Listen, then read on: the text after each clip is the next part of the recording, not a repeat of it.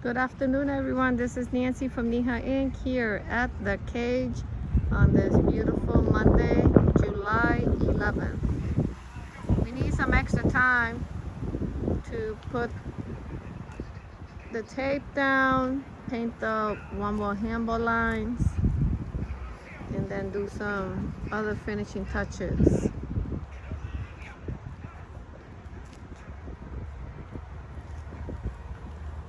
Hi, Will. How you doing? Wifey. A lot of hard work though. Yeah. It's been nice out, but the heat does get to you. And how does it feel that bad? Just kind of beaten up from, this is the third day. We took Saturday off. But Friday was grueling. But yesterday was hard too. And times when you burn out, it's hard to consistently do a good job, especially if you only have a couple of people doing it. We do appreciate Wimbo coming and helping us, in the last couple of hours. So it made a difference there. Any help counts, any help, makes a difference. So we're just trying to see, like I said before about this court, they put the joints at 12 feet and at probably 33 feet or 33 and a half feet should have been on the long line. So when you play right before it hits the long line, 6 inches before the long line, it's the expansion joint. We played like that for the 23, 24 years this court has been here, which is like maybe since 99, 2000 or whatever it was that when they built this. It's been that way. So we've had to deal with that like that. The unfortunate thing is having to deal with that, because not only do you have to deal with that, you have to deal with a fence that's only 4 feet. You got plenty of running space in the back, and concrete, does give you a nice cool bounce. So there are some benefits to this. The fence is great, 15-foot fence, small link, you know what I mean? So the balls, stay inbounds a lot. But the joint is bad, you know what I mean? Like anytime you're doing that, it's tricky, because you got to kind of just concentrate on the joint and not worry so much about all the cosmetics. But if you don't do the cosmetics, whatever you put there, if you don't paint over it, it may not cure right. It may, water could wash it. It depends on what it is. And like I said, we're not professional masons. We're not professional anything, not painting, anything like that. We just are strong advocates. We're players, first of all, you know what I mean? We're not people that just host tournaments and do clinics but don't play. We actually play. We just don't want to be the people that just complain about something and not do something about it. So we know that there are deficits in handball in a lot of locations. You know what I mean? So we just want to make a difference. That's what my whole objective always was from the beginning, even before I met my wife 30 years ago. You know what I'm saying? Is to notice that there was a deficit, and notice that sometimes, people that play stop playing randomly. Sometimes, life throws different challenges, you know what I mean? Sometimes just working and, trying to support a family or just yourself or whatever. So there's a lot of reasons why people stop. But another reason why is sometimes, you play on a bad court, it becomes kind of annoying. An example would be Kenneth fit across the street with no fencing. And, when it was brand new, a lot of people used it. It was something to look forward to, a nice solid wall, good running space, good floors. The wall had some, waves and stuff like that, but it was still, the new thing, so everybody was using it.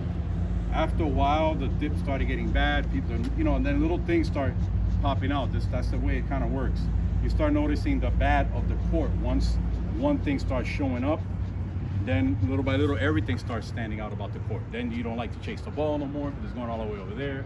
I'm talking about across the street. It hits funny, and now people don't want to go, and so they end up coming in here more now because they just don't want to chase a bunch of balls all day. You know what I mean? So I get it. You want to play. You don't want to just play fetch all the time.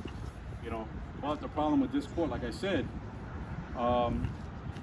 first you should be playing handball. You know what I mean? Overall, because it's one of those abstract sports for fun and recreation.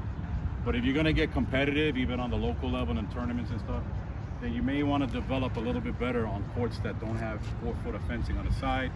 you want to be able to run. It improves your stamina. It improves both hands, because if someone's, serving you off the court, you shouldn't have to run into a fence, because you don't develop your game that way, your returns, because the fence is doing winning for you. But besides all of that, there's like 4 or 5 schools within this area. So our goal is also to approach the schools and see if we can have some type of thing going on. My wife did a curriculum, like some type of a class with the teachers, the gym teachers here. She also did it in Holyoke, she did it in Worcester, she did it in 3 or 4 places, and it's something that we're always thinking of. We're always thinking of the schools. How can new generations start? And a lot of times the schools are, they're a big piece. You know what I mean? Because it becomes part of the programming. The kids kind of just do what they're kind of being told in gym or in, and then it becomes something that becomes the norm. And the problem is a lot of it's not like there's no courts. A lot of these places have courts nearby. This one has a court, and this is relatively a good court, even with those little cons that we talked about. It's a good court. We're just trying to make it a little bit better. And like I said, we're not perfect at it, because we're not. But it's some troubleshooting involved in it. Like right now, this crack right here, I have to grind this down and probably leave it like bare, because the work. Like this is our 3rd day. We live, 50 miles from here, so it's a bit of a hassle. You know what I mean? To go 50 miles away and fix, a court in another city. Now we have, a labor of love. You know what I mean? We love to do what we do, but at the same time, we were hoped that the cities and even the locals, would be, taking care of this whenever they could. You know what I mean? But I think it's really the city's job. You know what I mean? I think that they should take care of their recreational spaces. It's not even necessarily the players' job, but at the same time, the players did take the initiative and fix up a couple of times, so I applaud them for that. You know what I mean? But that's just what we're doing. We're trying to give them a hand, and if it doesn't come out perfect, they got to understand what our efforts are. Our efforts are always the same. If we were just thinking about ourselves, then we wouldn't come all the way down here. You know what I mean? Our efforts are always the same. Our efforts are always to give back to the sport and make sure everyone has equal opportunities to play the sport that they love. You know what I mean? So I don't want to be in Worcester with great courts and knowing that the people here are struggling with their courts. The same thing if I go to Holyoke and I'm knowing that no one's playing there anymore, it bothers me. Or Lowell right now, the people that go there are from Lawrence or from other places. There's really not any Lowell player right now. Although they're kind of around, they're not playing like that. You know what I mean? They used to have a Lowell community playing. So the same thing happened there. And they still have a court. And now they have an indoor one-wall court. But what happens is, a lot of these things may happen after populations die and people wonder why nobody's playing. Sometimes people get into other things, because what they love to do, seem to, diminish little by little for more than one reason. You know what I mean? So that's why we do what we do. We hate to see that part. So we try to catch it before that trend starts to spread, where one player stops coming because, whatever reason, and another player. Next thing you know, they only have 3 players, you know what I mean? And they can't even get a doubles game, you know what I mean? So it's like... That's why it's important to be inclusive of other people. I know people want to play their strong games and their, like they want to have that, because the competition, you want to be able to get those strong games and then compete with other people that come here that, maybe from New York or wherever. And, you want to be able to, keep up with them. But the fact is yeah, playing amongst each other strongly does help that. But there's other drills and other stuff that you have to do in order to keep those things up. I mean, you got to work out, you got to run, you got to come and practice on your own or with someone else. Drills are very different than just showing up and playing. That gives you definitely a lot of advantages playing a strong game against someone that the person's stronger than you, but you got to do other things. You got to do drills. You got to play 2 against 1. You got to play hand to racket. You got to play opposites only. You got to run and work out yourself. You know what I'm saying? Right now, I'm not doing other things because I'm taking another role for the last 7-8 years in handball. You know what I mean? I've been trying to do another thing. I said, if I'm not going to play and compete, even on the local level, because that's mostly what I did anyway, with the exception of the 4-wall, which was, although it was local, it was still pretty much across the country, like Boston Open or Albany, or even like some of the local tournaments where had people coming from other places. So in floor wall was a little different.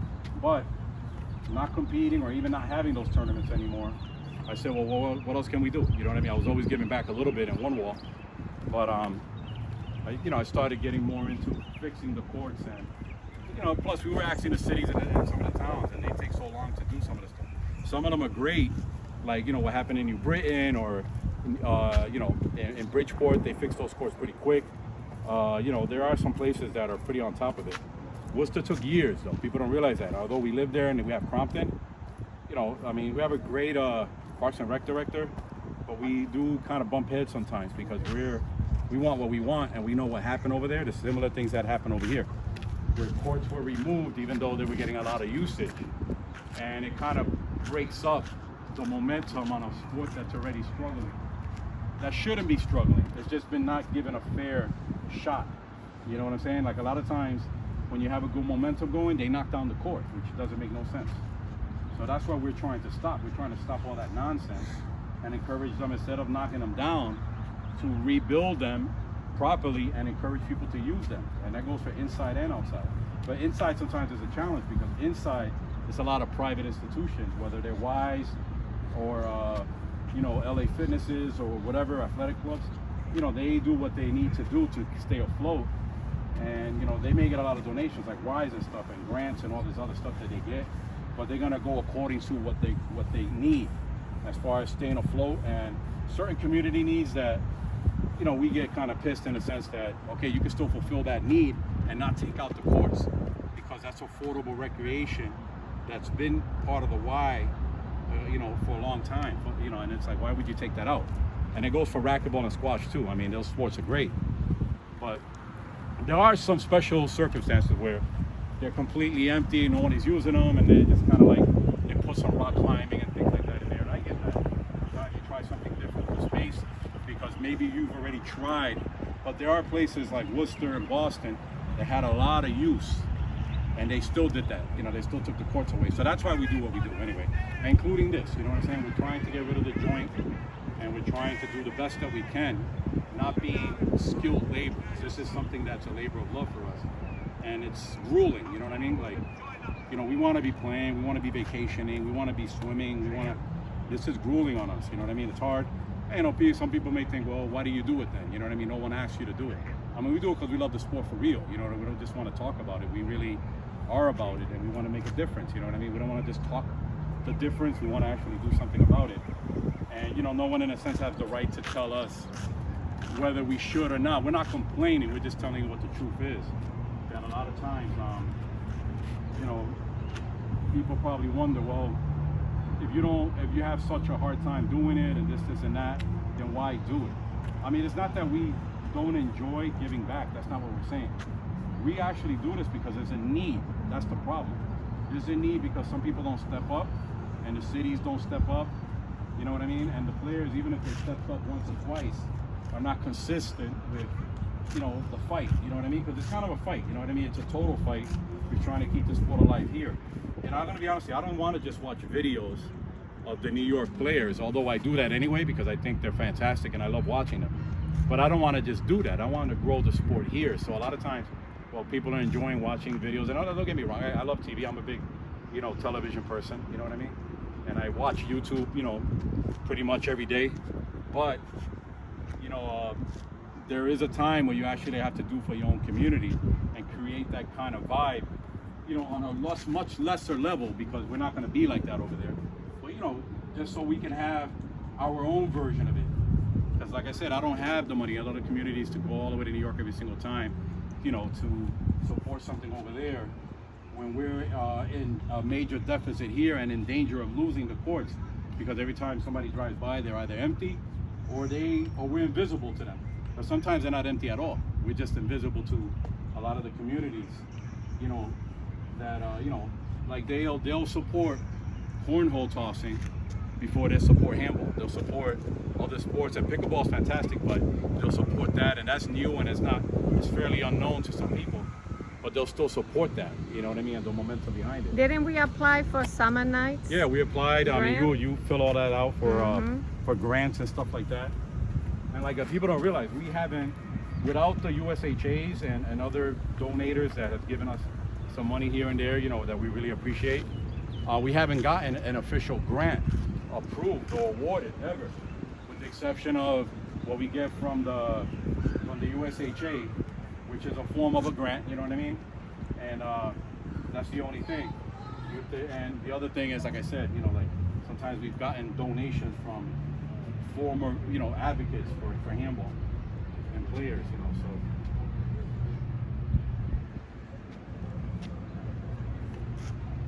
We're here and there's other groups and schools kind of using the facility, so we just got to kind of, you know, do this. Hello. How you doing?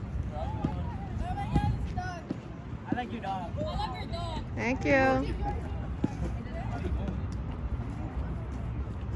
Anyway, we're going to continue, and we hope that the players really enjoy it. I mean, hopefully, you know, they can get together and enjoy the court. But like I said, I mean, this side came out a little bit better. And most importantly, be inclusive. Try to invite other people too. You don't. Well, that's why we're doing two sides, because I know when you guys want to play, you have 6 or 7, you want to get those games and you want to play like that. But yeah, just be careful on that, because we painted the other side. Cute dog. Thank you.